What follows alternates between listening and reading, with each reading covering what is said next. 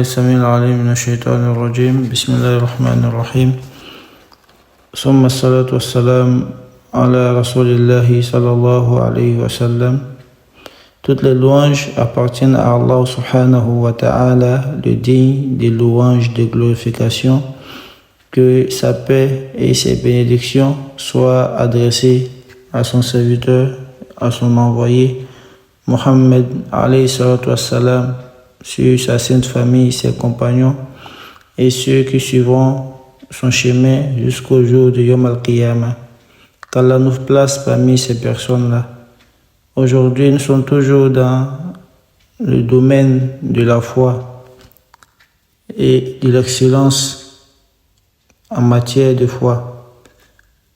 À travers ce hadith apporté par Abu Musa, an Abi Musa radiyallahu anhu qala قالوا يا رسول الله أي الإسلام أفضل قال من سلم المسلمون من لسانه ويده.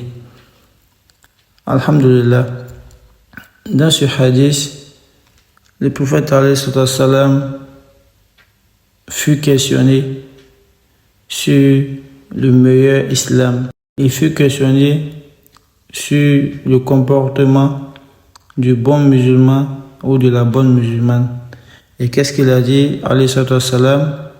Il dit le meilleur islam ou encore le bon musulman est celui ou celle que les musulmans ne redoutent ni la main ni la langue.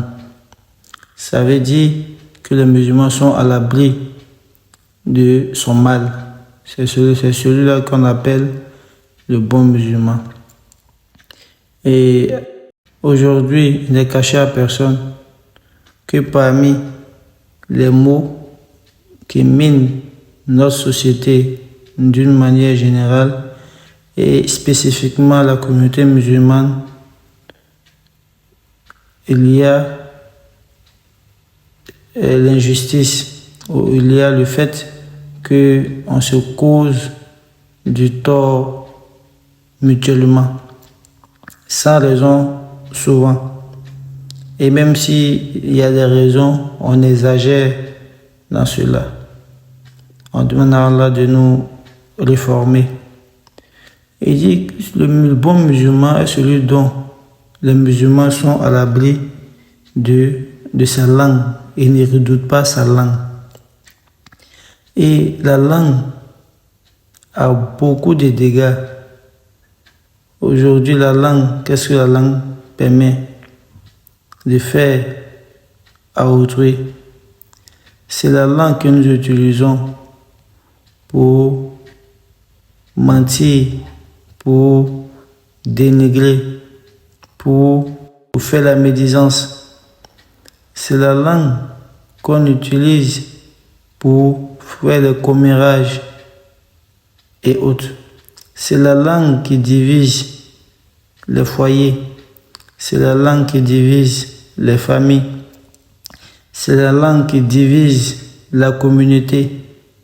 Très souvent, fait partie du comportement du bon musulman de tenir sa langue.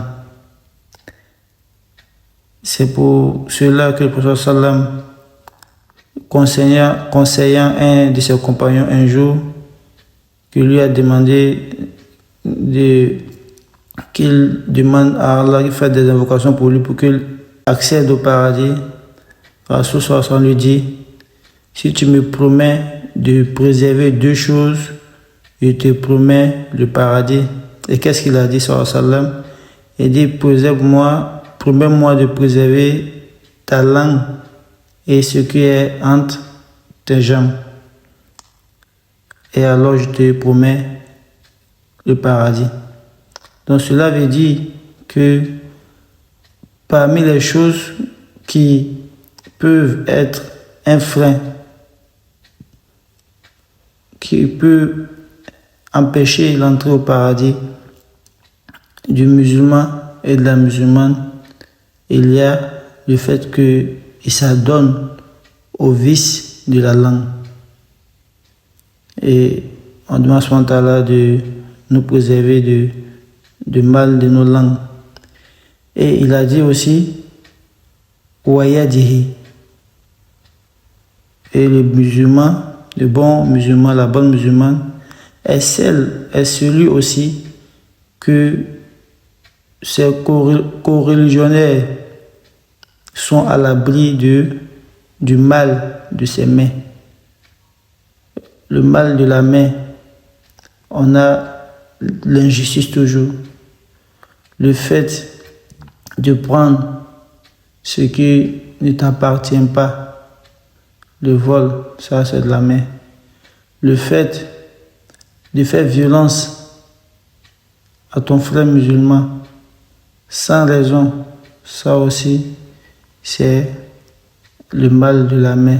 Pour résumer, le musulman est celui-là qui ne fait pas preuve d'injustice envers ses frères, ses sœurs musulmans,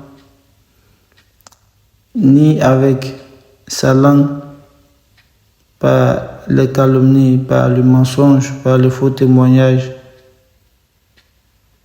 par le dénigrement et tout ce que vous pouvez imaginer.